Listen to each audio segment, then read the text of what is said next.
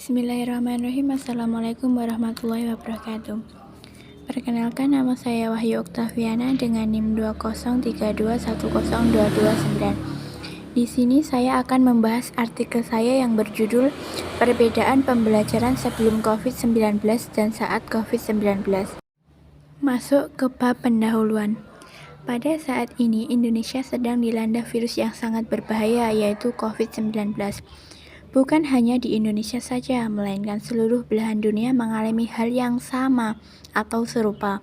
Pada awal tahun 2019, pertama kalinya Indonesia dilanda COVID-19, di mana pada saat itu semua berubah drastis, terutama pendidikan yang ada di Indonesia yang semula tatap muka menjadi daring.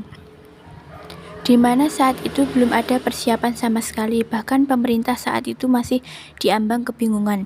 Dan akhirnya pemerintah memutuskan untuk melakukan kegiatan pembelajaran secara daring untuk bisa memberikan pendidikan yang layak walaupun banyak kendala yang dialami oleh siswa maupun guru, bahkan di perguruan tinggi antara mahasiswa dan guru, daripada tidak mendapatkan pendidikan sama sekali.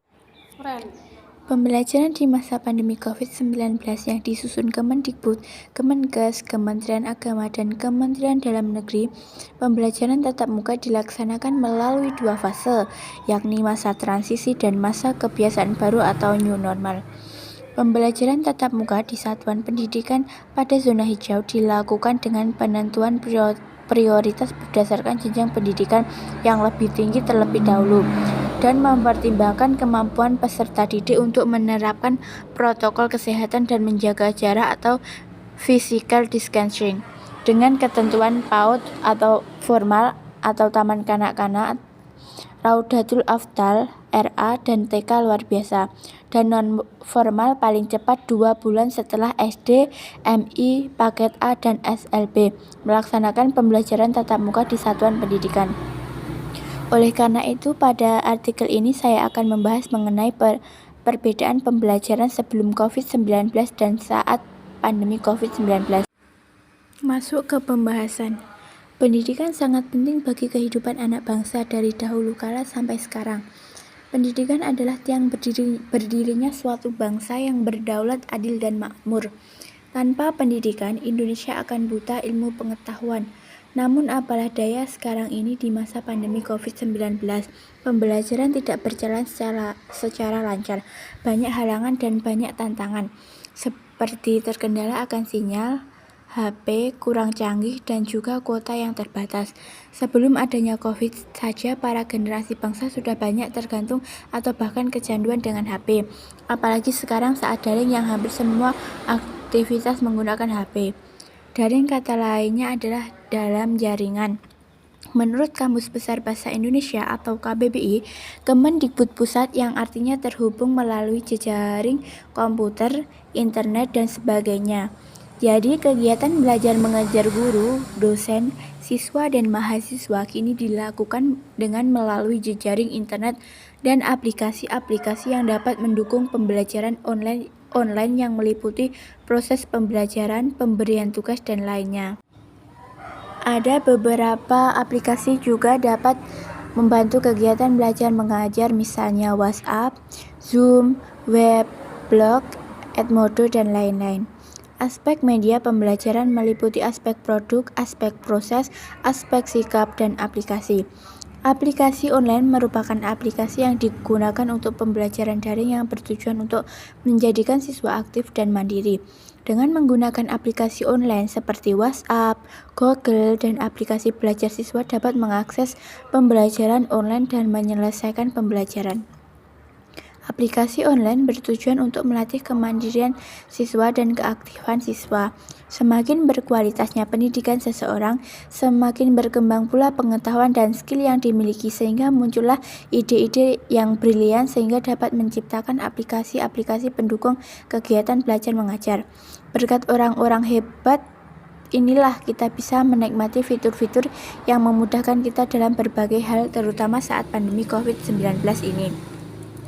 Penelitian yang dilakukan oleh Asep Roni Hamdani dan Asep Riyadma 2020 tentang pembelajaran daring penuh atau full online sebagai dampak dari COVID-19 mengatakan bahwa daring kurang efektif dilakukan dikarenakan belum ada persiapan maksimal dari segi regulasi, pelaksanaan di lapangan dan juga siswa serta berbagai infrastruktur pendukung pembelajaran daring, maka tingkat efektivitas pembelajaran sekitar 66,97%. Perlu adanya peningkatan kembali agar pembelajaran lebih efektif guna peningkatan kualitas pembelajaran dan hasil belajar siswa. Berdasarkan hasil survei yang dilakukan Litbang Kompas sebanyak 28,3% siswa mengalami stres jika sistem ini berlangsung lama. Berbeda dengan pembelajaran normal sebelum pandemi, rasa bosan dan stres dari peserta didik ketika belajar di dalam kelas dapat berefek kepada tujuan dan target pembelajaran. Maka guru harus berupaya agar suasana belajar di kelas tidak monoton, dapat membuat semua peserta didik tertarik dan semangat terhadap pembelajaran yang sedang diikuti.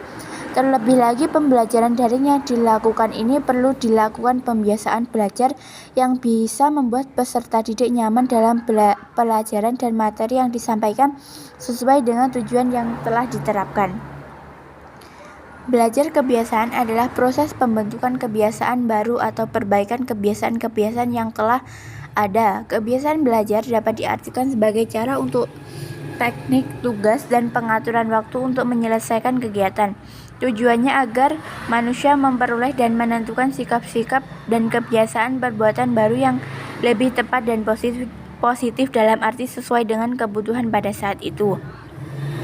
Pembiasaan adalah faktor penting yang mendukung setiap tingkah laku dan juga sebagai pengarah seseorang untuk berkecimpung di dalam masyarakat. Penanaman kebiasaan pada diri seseorang, anak atau peserta didik mengupayakan suatu tindakan agar terbiasa melakukannya, sehingga terkadang anak tidak menyadari apa yang dilakukannya karena sudah menjadi kebiasaan. Penerapan prinsip-prinsip pembiasaan sudah banyak diterapkan dalam sosial dan proses perkembangan di dalam teori dan terapi kepribadian dan dalam situasi pembelajaran individual di kelas. Saat ini telah banyak ditemui perkembangan baru dalam teknologi pendidikan seperti pengajaran terprogram atau program instruction dan pengajaran dengan bantuan komputer atau computer aided instruction. Semua ini berdasarkan prinsip-prinsip pembiasaan operan. Pembiasaan adalah salah satu kelas pada proses pembelajaran berdasarkan beberapa karakteristik yang diamati pada manusia.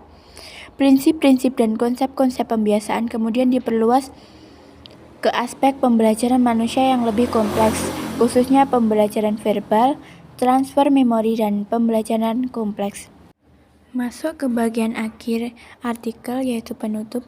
Dari pembahasan di atas dapat disimpulkan bahwa banyak tantangan yang harus dilewati para peserta didik dan pendidik untuk melakukan kegiatan belajar mengajar secara daring seperti bosan dan stres saat mengerjakan tugas.